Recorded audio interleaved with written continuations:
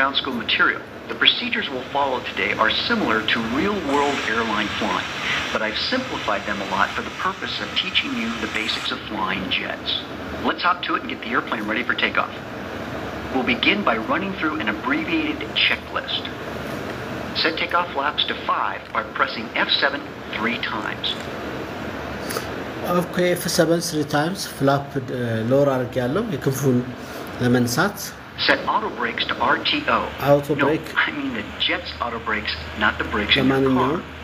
ከቆምን ተንደርድረን ከቆምን ሴት አርgyallo እዚህ ጋር ከ80 ኖት በፊት ማለት ነው. Turn the landing light on by clicking the landing light switch. Landing light እዚህ ጣራ ላይ ታገኛላችሁ. እቺ switch ነች እዚህ ጣራው ላይ ነች. ይሄው አብርቻለሁ. Okay, you would have got that one without me. Okay, I think we're ready for takeoff. But first, you have to remove your hands from over your eyes. Yes, that's better. Before we pour on the coals, let's quickly run through the takeoff procedure. You're going to move the throttles forward and increase the power to 40% N1 with the brakes set. Then, you'll release the brakes. Set takeoff power to 95% N1. Cross-check that both of your airspeed indicators are alive and engine gauges are in the green at 80 knots. Look for V1 at 150 knots. Rotate at 154 knots. Pitch up at 3 degrees per second until you reach 20 degrees nose-up attitude. Look for V2 at 162 knots. Check for positive rate of climb, then raise the landing gear. That's a lot to do in a short amount of time.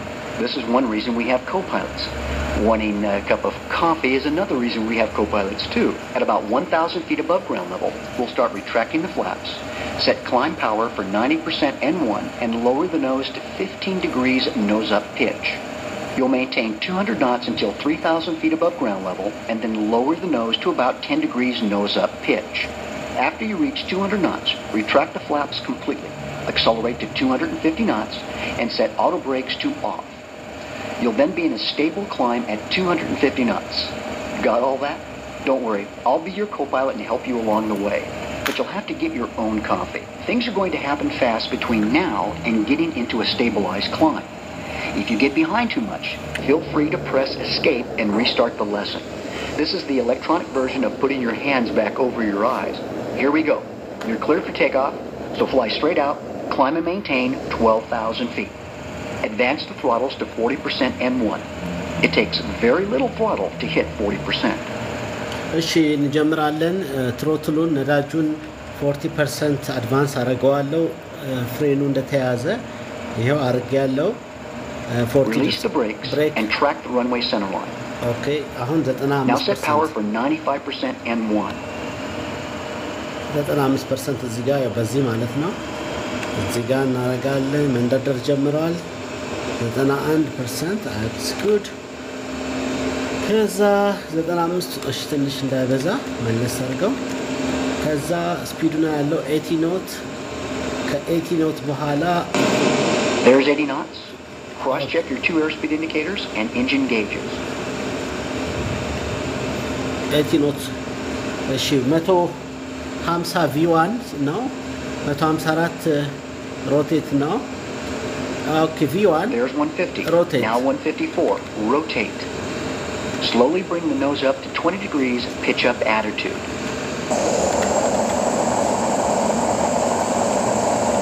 Yes, rotate. Kaza V2, gear up, positive rate. Ziga 90% ጨምር እያለኝ ነው. Push forward on the stick. Okay, 20 degree now. ቀስ እያልን እንሄዳው. ነዳጁ ወደ 95 መሆን አለበት. Good. You've accelerated through 162, which is V2. Lower your flaps. Pull back on the stick. You have a positive rate of climb, so press G to raise the gear. Continue climbing. We're at 1,000 feet AGL, so press F6 twice to retract flaps to 1. Now set climb power to 90% N1 and change your nose-up pitch angle to 15 degrees.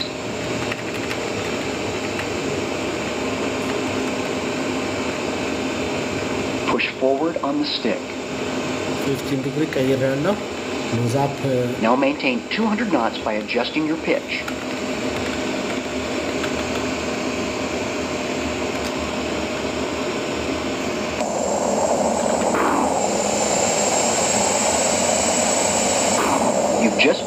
3,000 feet, so lower your nose to 10 degrees nose up pitch.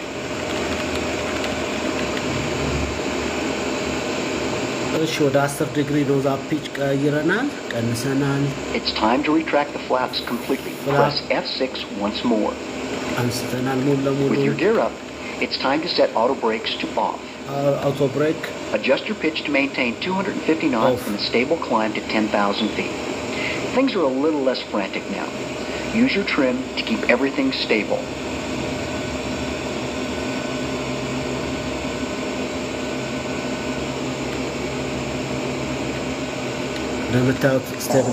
Leveling off at 12,000 feet means we will start our preparation around 10,000 feet. Speed up. You'll continue to decrease your pitch and accelerate to cruise speed. Then we'll practice some turns.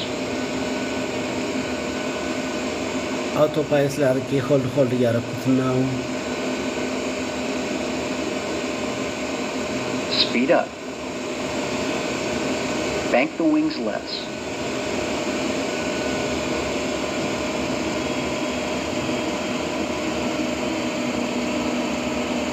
Bank the wings less.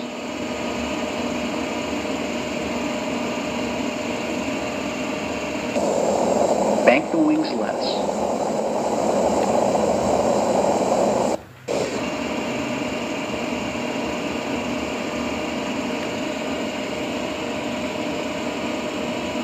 አስር ሺህ ጫማ እስክናልፍ 250 ነው ምን ስፒዳችን የሚሆነው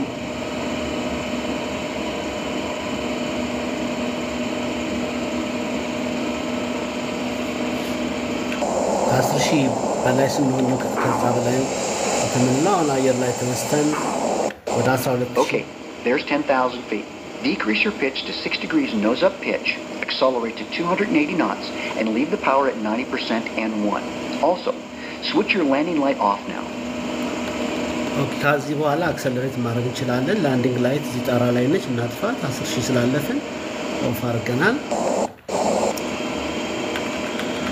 Speed up.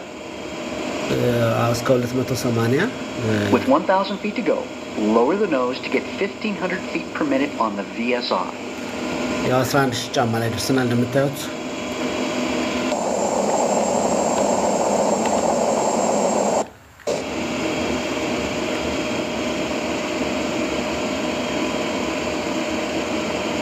vertical speed ቀንስ ያለኝ ነው 1500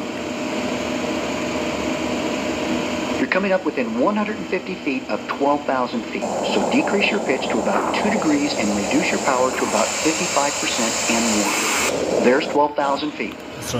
Level off and trim for level flight. Continue on this heading until we get over Payne Field. Payne Field እስከንደርስ ድረስ በዚህ 12 ጫማ ላይ ነው የምንቀጥለው ብሎኛል ስለዚህ የመጀመሪያውን ቼክ አውት ሰርተናል ሲያው ደግሞ ተርን እንሰራለን ከዛ ላንድ እናረጋለን ማለት ነው ከአስተማሪያችን ጋር ማይክሮሶፍት ፍላይት ሲሙሌተር አስተማሪያችን ሮድ ማቻዶ ነው እኔ ሰመረ ነኝ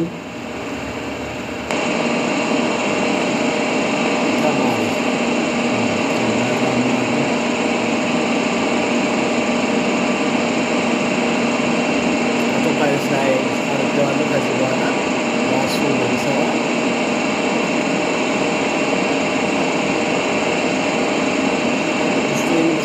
ከዛ ውስጥ ማሳያችሁ አራው የሚያስላም ብዙ በተሞች አሉት ጊርቦክሱ እነዚሁ ሬዲዮ እና ናቪጌሽን የምንሞላበት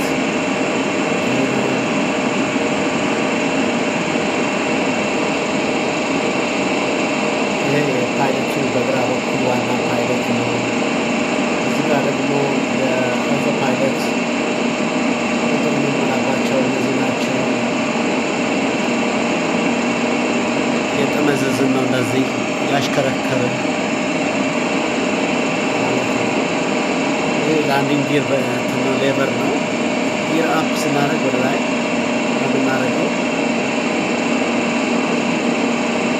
ይህኛው ኢንጂኑን ሁኔታ የምናይበት ነው ኢንጂን ጋዝ ቴምፕሬቸሩ ፊውል ያለን ፊውል መጠን እዚህ ላይ ማየት እንችላለን ኦይል ፕሬሸር ቴምፕሬቸር የመሳሰለው Now it's time to try some turns. The airplane is going to handle a little differently than the 172. In fact, it should handle like 172 172s. Let's try a turn to the left. Okay. Turn left 50 degrees to a heading of 290. Note how the controls are heavier than you experienced in other lessons. And you have to be more diligent with the pitch to maintain altitude. Pitch control is really important. 737 Movement of the VSI needle provides a good clue to help you hold altitude. Okay, turn ሲደረግ Start a smooth, continuous roll. 12000 ጫማ ላይ አውቶፓይለት 12000 ጫማ ላይ አውቶፓይለት 8000 ጫማ አውርዶ መሰለኝ የሚሰጠኝ ከ12000 ሮድ ኢዝ ፍላይንግ ይላል። አስተማሪያችሁ ሲቀበላችሁ ከላይ እናንተ ሰሩ ያው ፍላይንግ ይላችኋል። ያው በእንግሊዝኛ ቋንቋ ስትረከቡ አም ፍላይንግ ትላላችሁ። እሱ ያው ፍላይንግ ይላችኋል። መረካከቡ በድምጽ ጎላ ተብሎ ይነጋገራሉ ማለት ነው።